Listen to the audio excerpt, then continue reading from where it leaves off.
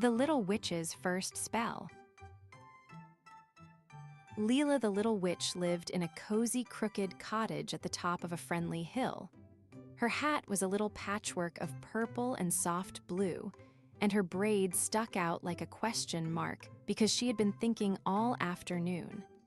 Tonight the moon looked like a warm pancake in the sky, and Lila sat at her tiny round table with Pip the cat purring on her lap.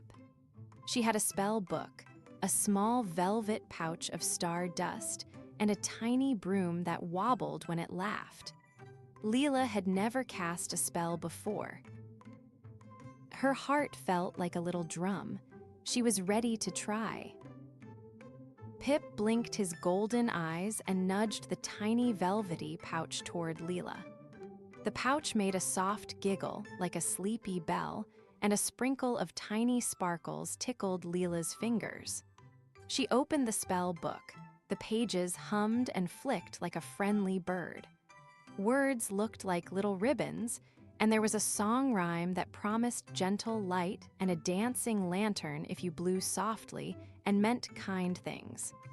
Lila practiced the rhyme under her breath, tasting the gentle sounds like candy. Pip purred encouragement, and the broom gave a tiny twitch. Outside, the moon watched with a buttery smile while the little hedgehog snuffled at the doorstep, curious. Lila practiced blowing on a single sparkle, whispering the rhyme the book suggested.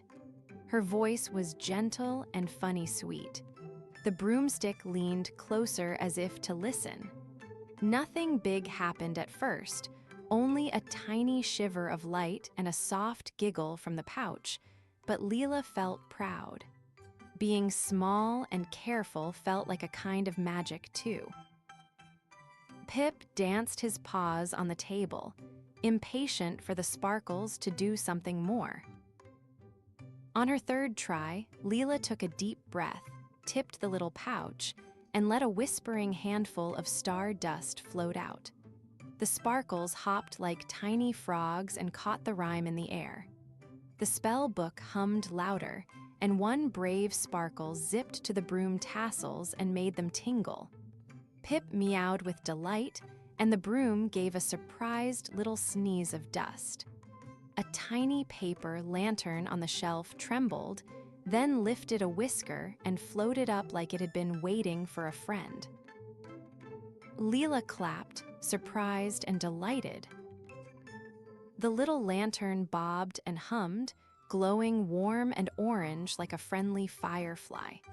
It brushed the moonlight and left tiny glittery footprints in the air. Lila laughed because it sounded like a tiny bell, and Pip chased a floating sparkle that looped like a ribbon. The hedgehog watched with wide eyes and a brave snuffle, thinking maybe this was the best evening for a snack and a spectacle. Lila whispered new parts of the rhyme, trying to guide the lantern gently. The cottage filled with gentle light and hopeful sounds. Emboldened, Lila tried a bigger breath and a kinder line from the book. The lantern listened like a puppy, and two more papers on the shelf rose to join the dance, twirling above the table. The broom laughed so hard it nearly toppled, and Pip spun a little somersault on the tablecloth. Lila's voice grew steady as she counted the rhyme like a little song, soft, strong, and gentle. Every word made the lanterns sway in a kindly parade. Tonight the cottage looked like a tiny festival lit by Lila's careful magic. The moon seemed to clap with twinkling light. Even the trees hummed a soft tune. Lila felt like she could make gentleness float across the whole hill. Pip pranced in circles, and the broom did a silly little waltz. The lanterns drifted over the window and out toward the willow tree, painting long shadows like friendly fingers.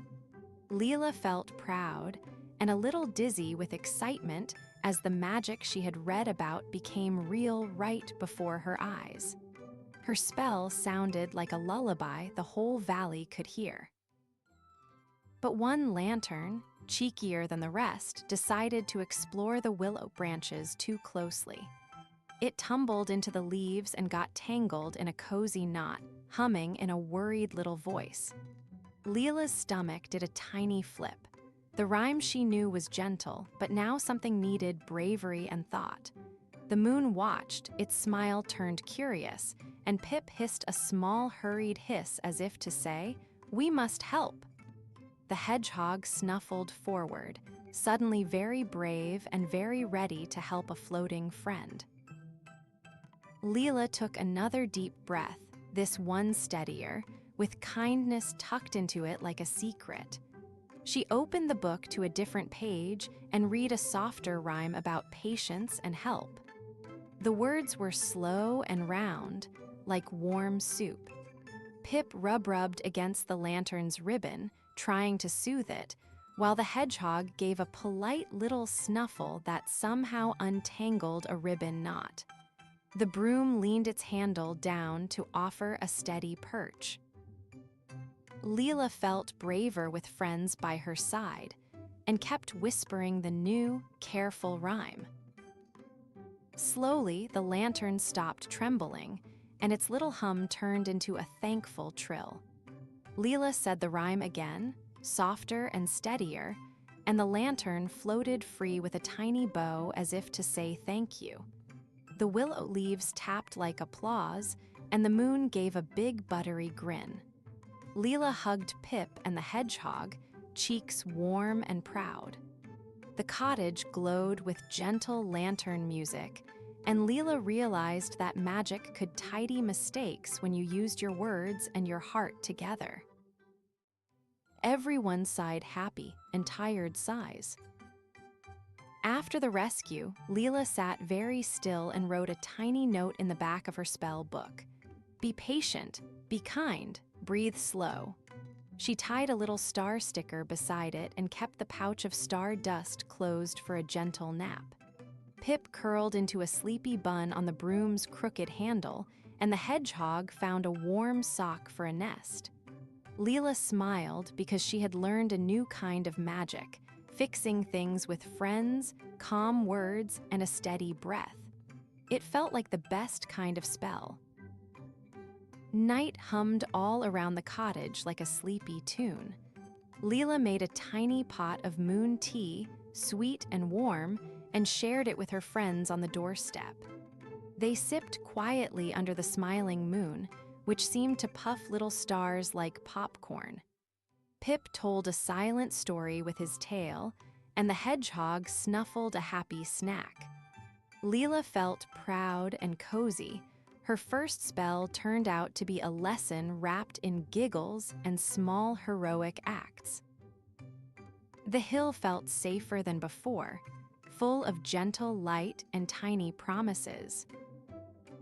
Before bed, Lila tucked the spell book under her pillow and hummed the rhyme she had learned, the one about kindness and breath.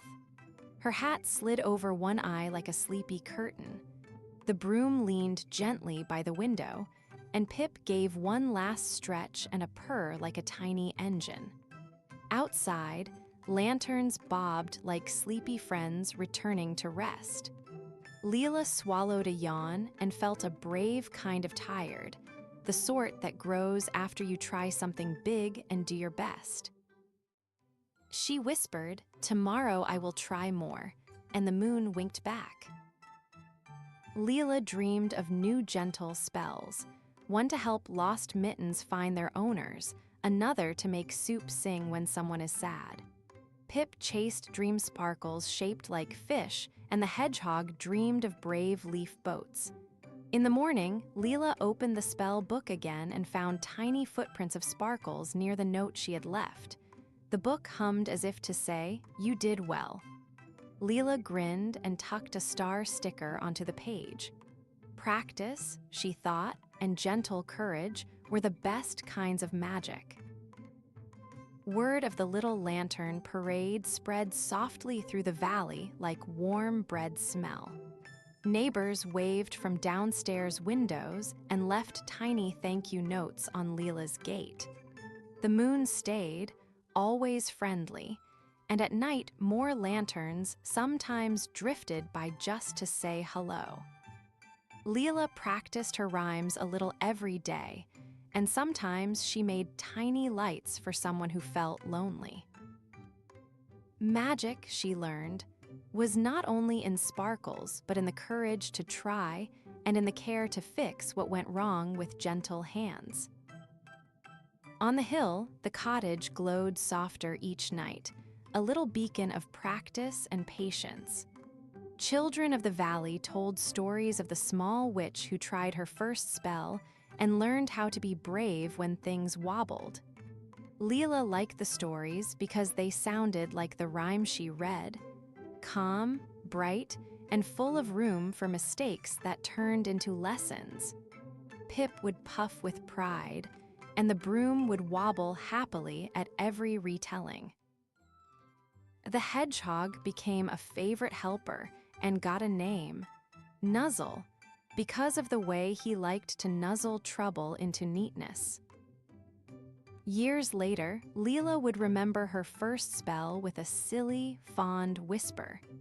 She would write the rhyme at the front of the book so she never forgot how a gentle voice and a steady breath could calm a floating thing. But tonight, she was only just learning, and that was perfect.